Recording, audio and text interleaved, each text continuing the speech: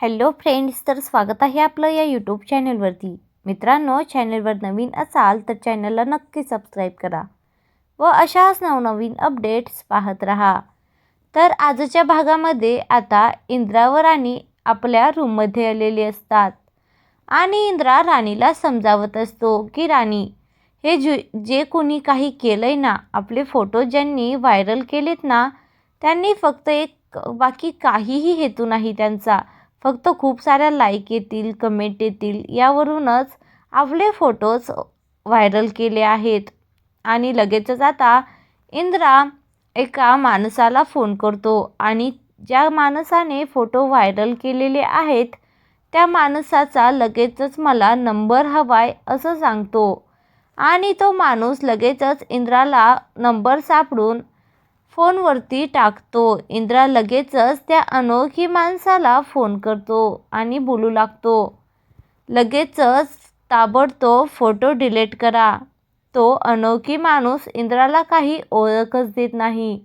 मग इंद्राच म्हणतो की काय मग इंद्रा महाडिक बोलतोय मी, आमचे फोटो व्हायरल केलेत ना, ते लवकरात लवकर डिलीट करा.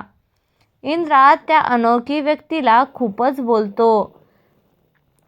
तो व्यक्ती खूपच चपाकतो, त्याचा चेहरा पाहण्यासारखा होतो आणि लगेचच सोशल मीडियावरती जे काही फोटोज अपलोड केलेले आहेत ते डिलीट करतो आणि इंद्राला म्हणतो की सर डिलीट केलेत मी, आणि लगेचच फोन कट करतो. इकडे पुन्हा आता इंद्रा राणीला समजावू लागतो की हे बघ, आता सर्व फोटोज डिलीट झालेत, आता तू काळजी करू नको.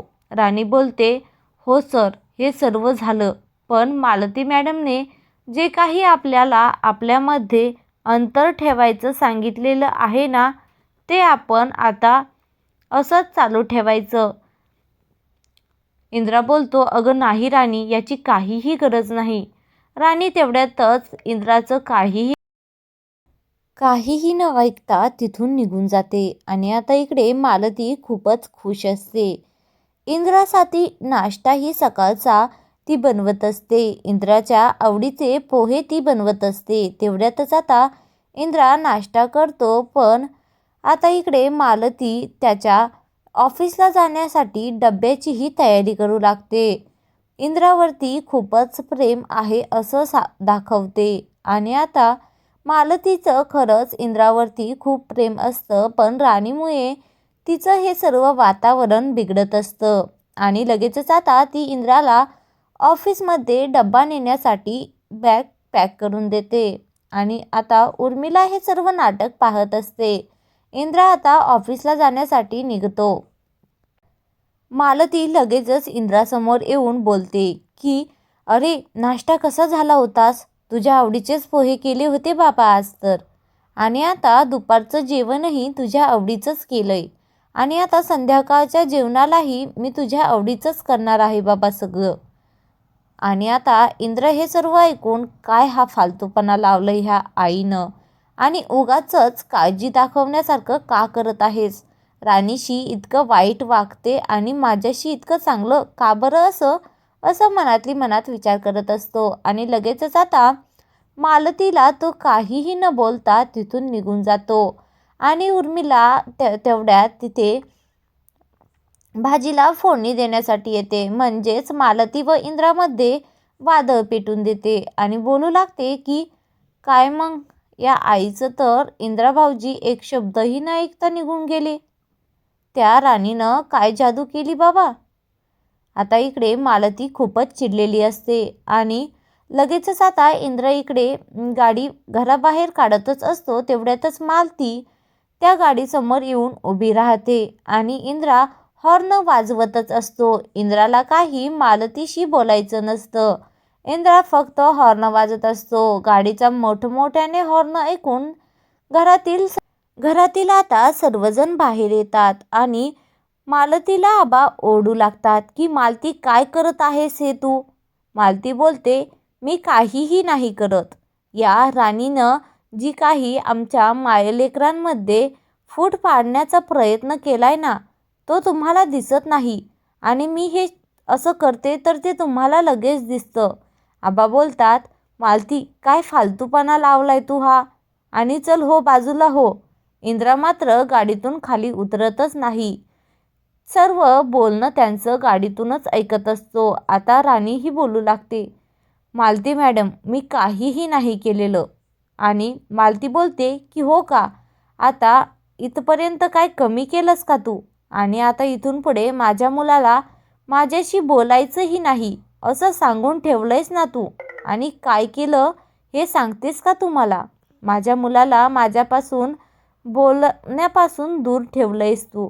राणी बोलते की मी इंद्रा सरांना असं काहीही सांगितलेलं नाही. मी का त्यांना तुमच्याशी बोलू नका म्हणून सांगेल.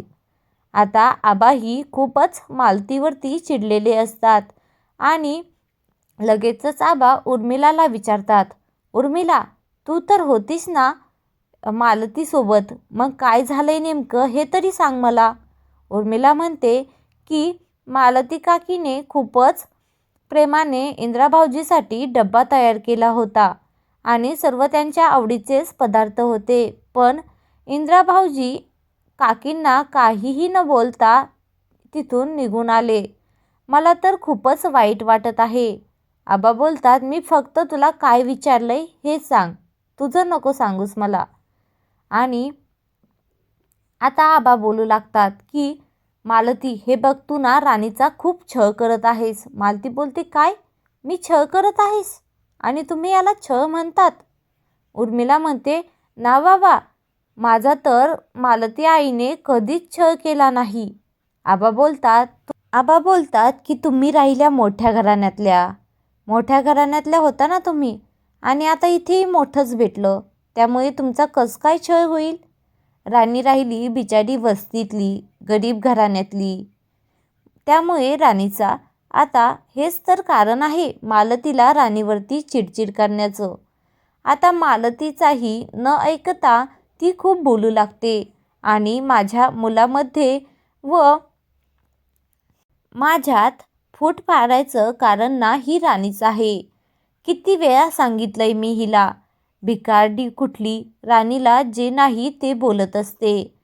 आता आबांचा व इंद्रांचा खूपच संताप वाढलेला असतो. त्यांची ऐकण्याची क्षमता आता दुरावलेली असते. इंद्रा आता गाडीतून खाली उतरतो आणि आईला खूप बोलतो. तेवढ्यातच आता इकडे राणी बोलत असते की इंद्रा सर, तुम्ही हे सर्व काय बोलतायत, आणि आईला हे सर्व बोलू नका, त्यांना सहन होत नाही हे. इंद्रा बोलतो, नाही राणी, तू ना जरा थांबच, आता मी आईचं सोक्ष लावतोच. आणि आता मालतीला मात्र राणीची माफी मागायला इंद्रा सांगतो. मालती आता इंद्रा व मालतीचं नातं टिकवण्यासाठी राणीची माफी मागू लागते. तिच्या हातापाया पडते, उठबशा मारते. राणी मात्र तिला म्हणत असते की मॅडम, अहो तुम्ही हे नका करू. आबाही खूप मोठमोठ्याने ओढून सांगत असतात की मालती, तुम्ही हे काय करत आहात. राणीही तिला सावरत असते. तेवढ्यात पण इंद्रा तिला फक्त पाहत असतो. इंद्राला फक्त राणीची माफी मागावी आईनं हेच हवं असतं आणि राणीशी खूप चांगल्या पद्धतीने वागावं, राणीशी असं भांडावं नाही. इंद्रा बोलत असतो की आपण फॅमिली एकत्र का राहतो? मुळात ना तू आई चांगली सासू होऊ शकत नाही, असंही इंद्रा मालतीला म्हणत असतो. आता मालतीचा खूपच सहन करण्याची क्षमता संपत असते आणि इंद्रा म्हणत असतो की तू राणीचा छळ करत आहेस. मालती बोलत असते की याला तू छळ म्हणत आहेस. मालती आता शांतपणे राणीची माफी मागत असते. तेवढ्यातच राणी आता इंद्राकडे येते आणि इंद्रालाही मालतीची माफी मागायला लावते.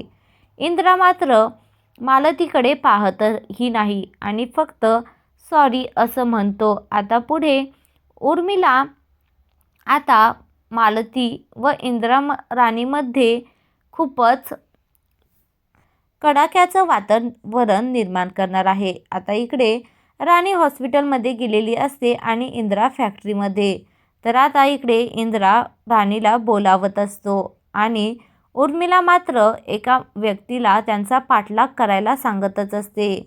उर्मिलाला सगळी माहिती मिळत असते आणि इकडे ती मालतीला सांगत असते की राणी आता हॉस्पिटलमध्ये नाही गेली.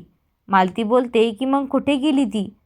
इंदिरा भाऊजी जिथे गेलेत ना तिथं ती इंदिरा भाऊजी सोबत आहे. आता इकडे इंदिरा व राणी गाडीमध्ये एकत्र कुठेतरी चाललेले असतात आणि लगेचच आता मालती त्यांना पाहणार का? इंदिरा व राणीला मालती आता जागेवरतीच पकडणार का? आता हे पाहण्यासाठी चॅनलला सबस्क्राईब नक्की करा.